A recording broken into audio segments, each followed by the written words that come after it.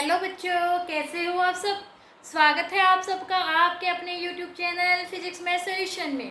तो बच्चों, अभी तक हमने बहुत सारे शॉर्टकट ट्रिक्स किए हैं हमारे सम्स को सॉल्व करने के लिए, कंपटीशन एग्जाम के लिए हमने ये सब हम कर रहे हैं। और बच्चों, आज हम करेंगे कुछ और शॉर्टकट फॉर्मूले, हमारे परसेंटेज के जो सम आते हैं उनसे रिलेटेड कुछ शॉर्टकट फॉर्मूले करेंगे, ताकि हम किसी भी कंपटीशन एग्जाम में बैठे हों और हमारा सम जल्दी से सॉल्व हो जाए, हमारा टाइम वेस्ट ना हो। तो बच्चों, आज का हमारा ये टॉपिक शुरू करने से पहले हमारे वीडियो को लाइक कीजिए और शेयर कीजिए। चलिए बच्चों, स्टार्ट करते हैं। हमारा आज का टॉपिक है परसेंटेज से रिलेटेड टॉपिक है, जिसमें हम बिल्कुल शॉर्टकट फॉर्मूले बताएंगे आप लोगों को भी, कैसे इस टाइप का सम आ जाए तो उसमें हम कैसा फॉर्मूला लगाएं, इस टाइप का आ जाए तो कैसा लगाएं। मान लीजिए ऐसा कुछ आ जाता है, कोई भी मान लीजिए पर्सन है जिसका नाम है ए की जो इनकम है, मान लीजिए ए की इनकम है वो m% यानी m% ज्यादा है, अधिक है। किससे अधिक है? m% ज्यादा है यानी अधिक है। किससे? मान लीजिए बी से। किससे? बी से अधिक है। तो इन्होंने ये अगर ऐसा पूछ लेते हैं तो बताइए बी की ए से कितने प्रतिशत क्या है, कम है आय, यानी कितने प्रतिशत जो इनकम है परसेंटेज में बताइए। अगर ए की बी से m% अधिक है तो बी की ए से कितने परसेंट कम होगी, आप लोगों को ये निकालनी है कि बी की कितने परसेंट कम है, आपको कम निकालनी है वो। तो उस क्या फॉर्मूला लगाओगे बच्चों? बिल्कुल आसान है, जितने परसेंट इसकी अधिक है ना उसको लिख लीजिए, डिवाइड में 100 प्लस m, यानी m% हमने अधिक मानी है, m में कुछ भी हो सकता है, 2 है, 4 है, 10 है, 20 है, 30 है, कुछ भी हो सकता है। और इसको कर दीजिए मल्टीप्लाई विद 100। है ना बच्चों, बहुत आसान। सिर्फ आपको एक इस फॉर्मूले में m की वैल्यू पुट करनी है और आपका क्या आंसर आ जाएगा भी, जो सेकंड पर्सन है उसकी फर्स्ट पर्सन से कितने परसेंट जो इनकम है वो कम है। ओके बच्चों, अब या लगा लीजिए इससे अपोजिट आ जाए, जो ए है, ए की तो मान लीजिए इन्होंने क्या कहा है, m% कम होती है। किससे? बी से। बी से क्या है, m% कम है, तो बी की कितने परसेंट ज्यादा होगी, अधिक होगी। किससे? ए से। हमें ऐसा आ जाए निकालना, यानी इससे अपोजिट पूछ ले तो हम क्या करेंगे बच्चों, हम करेंगे m divide by 100 minus m multiply with 100। हमने इससे पहले जो सम किया उनमें भी तो ऐसे ही किया ना। अगर ऐसे अपोजिट हो जाता है यानी कम में आ जाता है तो माइनस लगा देते हैं, अधिक में आ जाता है तो हम प्लस लगा देते हैं। आए है ना बच्चों, बहुत आसान। अब आप लोगों के लिए इस प्रकार के सम हो तो कोई लंबी सारी आप लोगों को कुछ करने की जरूरत नहीं है, बस सिंपल आप इस फॉर्मूले में वैल्यू पुट कीजिए और आपका आंसर आ जाएगा। इसके अलावा मान लीजिए कोई और सम है। कैसा सम है? मान लीजिए कोई भी ऑब्जेक्ट है, उस ऑब्जेक्ट कोई भी चीज़ है लगा लीजिए, उसके जो रेट है उसके रेट में इंक्रीमेंट हो जाता है। कितना? मान लीजिए m% का इंक्रीमेंट हो जाता है किसी भी ऑब्जेक्ट के रेट में। रेट में क्या हो जाता है? m% का इंक्रीमेंट हो जाता है। तो कोई भी पर्सन यानी कोई भी इंसान कितना परसेंट कम उस चीज़ को खरीदे ताकि आपका जो बजट है वो सेम रहे। यानी मान लीजिए अगर आप लोग 1000 रुपये का अनाज खरीदते हैं और अब अनाज 25 रुपये किलो की बजाय मान लीजिए 30 रुपये किलो हो जाता है, लेकिन खरीदना अभी भी 1000 रुपये किलो है, तो आप लोगों को कितना कम अनाज मिलेगा, यानी आप लोग कितना कम खाना कितना कम यूज करोगे उसको। तो इन्होंने यही पूछा है भी आप लोगों का खर्चा तो सेम रहे लेकिन अब रेट बढ़ा है तो चीज़ तो कम मिलेगी, यानी खपत तो उसकी कम होगी। तो वो कैसे होएगी, किस फॉर्मूले से हम निकालेंगे बच्चों? वही वैसे तो सेम फॉर्मूले फिर भी मैं लिख देती हूँ, m/100 प्लस में m मल्टीप्लाई विद 100। आगे ना समझ बच्चों, क्या ऐसा क्वेश्चन नहीं है, मान लीजिए कोई भी ऑब्जेक्ट है उसमें 5% का इंक्रीमेंट हो जाता है, यानी कि मान लीजिए हम सिंपली तौर पे मान लेते हैं कोई वस्तु अगर आपकी कोई भी ऑब्जेक्ट 20 रुपये का है तो मान लीजिए वो 22 का 25 रुपये का हो जाता है और आप लोग 100 रुपये का ही खरीदते हैं और अभी भी आप लोगों का बजट इतना ही है भी आप 100 का ही खरीदोगे, तो आप बेशक अपने खाने में कंजूसी कर सकते हैं, लेकिन तो आपको वो चीज़ कितनी कम मिलेगी अगर आपको, यानी आप कितना कम खाओगे अब वो आप लोगों का इस फॉर्मूले से निकलेगा। आई समझ में बच्चों? लेकिन अगर ये तो जरूरी नहीं है भी किसी भी ऑब्जेक्ट का सिर्फ रेट बढ़े, हालांकि आजकल ऐसा ही होता है भी हर एक चीज़ महंगी होती जा रही है, लेकिन मे भी अगर रेट डिक्रीज हो जाए, इंक्रीज होने की बजाय क्या हो, अगर डिक्रीज हो जाए किसी भी ऑब्जेक्ट का रेट m% डिक्रीज हो जाए, तो अगर वो अपना ये कह रहा है भी मेरे को तो अभी भी उतने ही रुपए का खरीदना है, बेशक रेट कम रहे या ज़्यादा रहे, तो अब वो कितने ज़्यादा खरीदेगा, यानी उसकी वो कितना ज़्यादा खा सकेगा एक तरह से उस चीज़ को, तो वो कैसे निकालोगे बच्चों। अगर कमी हुई है तो मैंने अभी आप लोगों को बताया था माइनस लगेगा, दोनों का सेम फॉर्मूला है बच्चों,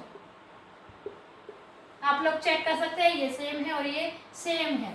ओके, है ना, बहुत आसान, यानी एक ही तरह के फॉर्मूले से सारी तरह के आप लोगों के सम सॉल्व हो रहे हैं, बहुत आसान है ना अब, और बहुत इजी भी होने वाला है आप लोगों के लिए। चलिए बच्चों और तरह के सम देखते हैं हम। मान लीजिए कोई और टाइप के सम है, इन्होंने क्या कहा है, कोई भी ऑब्जेक्ट है, ठीक है, उसके रेट में इन्होंने कहा है m% इंक्रीमेंट हो जाता है, रेट में क्या हो जाता है, m% इंक्रीमेंट हो जाता है, इंक्रीज हो जाता है उसका रेट, वही है जो हमने अभी कही थी। और इन्होंने क्या कहा है, इस वजह से क्या हो रहा है, जो शॉपकीपर है ना, वो शॉपकीपर की चीज़ अगर पहले मान लीजिए वो 50 रुपए की थी, अब वो 55 रुपए की हो गई है, तो जो कोई भी कस्टमर है वो कह रहा है मैं तो 50 की ही लूँगा, 55 की नहीं लूँगा, इससे क्या होगा, कई कस्टमर तो होते भी ले लेते हैं, लेकिन कुछ कस्टमर ऐसे भी होते हैं जो नहीं लेते, जिससे क्या होता है किसी भी शॉपकीपर की जो सेल होती है उसमें क्या होता है, लॉस होता है, यानी सेल कम होने लग जाती है, यानी उसकी सेल में क्या होता है, मान लीजिए n% की क्या हो जाए, उसकी सेल में कमी हो जाए, लॉस हो जाए। ओके, तो इन्होंने क्या कहा है, अगर उसकी अब बिक्री कम होने लगी, उसकी सेल कम होने लगी, रेट बढ़ गया, लेकिन सेल लगा लीजिए कोई एक दो कस्टमर है उसके, अब वो सामान को नहीं ले रहे क्योंकि रेट बढ़ गया इस वजह से, तो जो दुकानदार है उसकी इनकम है, जो शॉपकीपर की जो इनकम है, उसमें आप लोगों को अगर ये पूछा जाए कितने प्रतिशत का उसे लॉस हो या प्रॉफिट हो, हमें नहीं पता अभी कितने परसेंट उसे लॉस हुआ या प्रॉफिट हुआ, लेकिन अगर कितने भी परसेंट का हो, अगर ये पूछ लिया जाए वो लॉस हो या प्रॉफिट हो, तो आप कैसे निकालोगे, आप निकालोगे बच्चों इस फॉर्मूले से, m-n, m देखिए क्योंकि इंक्रीज हुआ था उसके लिए प्लस का m, डिक्रीज हुई तो माइनस का m। ओके बच्चों, माइनस mn डिवाइड बाई 100, ये फॉर्मूला आप लोगों का पहले भी आया है, मैंने जो इससे पहले सम करवाए होंगे, डेट्स मीन कहने का मतलब है यही कुछ फॉर्मूले आप लोगों के रिपीट होते जाएंगे। ओके, सिर्फ आप लोगों को याद रखना है भी किस प्रकार के सम में एक जैसे फॉर्मूले और किस प्रकार के सम में एक जैसे है। अब इसके अपोजिट मान लीजिए m% तो क्या हो जाए, रेट में डिक्रीज हो जाए, तो और मान लीजिए कोई भी चीज़ अगर रेट डाउन हो जाता है तो हम सोचते हैं अब रेट डाउन हो गया, अगर हम 10 रुपये चीज़ें खरीदते हैं तो वो 15 खरीदे, सोचते हैं ना ऐसे, तो आप मान लीजिए हम इस वजह से लगा लीजिए उसकी जो सेल है, सेल में क्या आ जाए n% का इंक्रीज आ जाए, तो जो उसकी इनकम है, इनकम में क्या उसका लॉस या प्रॉफिट आएगा वो हमें निकालना है, किस फॉर्मूले से निकालोगे बच्चों, वही n-m हो जाएगा, माइनस में mn डिवाइड बाई 100। आप लोग यहाँ पे भी देख सकते हैं जो डिक्रीज हो रहा था उसको हमने माइनस में लिया, जो इंक्रीज हो रहा था उसको हमने प्लस में ले लिया, है ना बच्चों, बहुत आसान।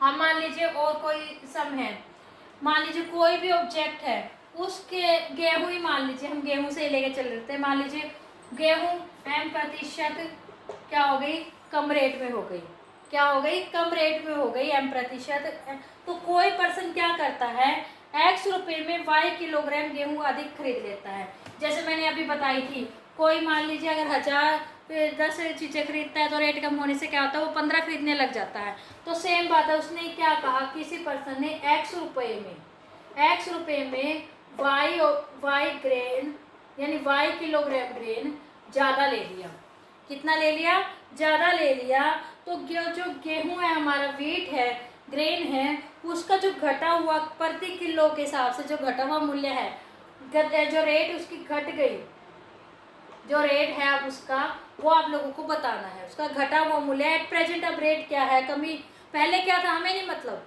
उन्होंने सिर्फ ये पूछा है, ये कहा है कि उसका गेहूं का रेट घट गया, जिस वजह से उसने क्या किया, थोड़ा सा y किलोग्राम गेहूं अधिक एक्स्ट्रा खरीद लिया 100 रुपये में।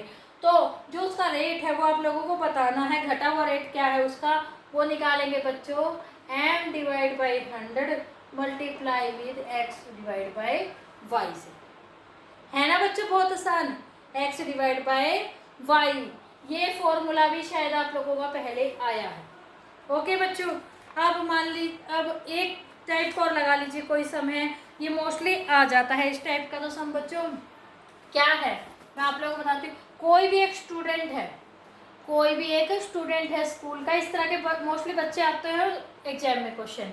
उसने क्या किया है, वो उसने एग्जाम दिया है, एग्जाम में उसके मार्क्स आए तो क्या हुआ, वो मान लीजिए कुछ नंबरों से फेल हो गया और वो नंबर है x, क्या है, उसके कुछ x नंबर कम आए हैं जिस वजह से क्या हो गया, वो फेल हो गया।